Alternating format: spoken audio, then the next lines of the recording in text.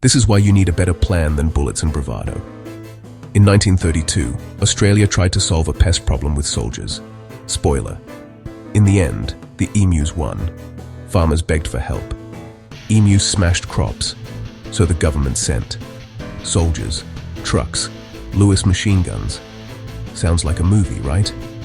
Except the stars were giant, fast, feathered anti-heroes that refused to queue for target practice. Emus split into small groups. They sprinted through scrub, basically played dodgeball with the army. Guns jammed, logistics failed. Morale plummeted like a lead bullet that forgot how to fly after weeks of embarrassing chaos. The military pulled out. The emus kept partying in the wheat fields. The press called it the Great Emu War, an official loss on the scoreboard of human hubris. So next time someone says, "How hard can it be?"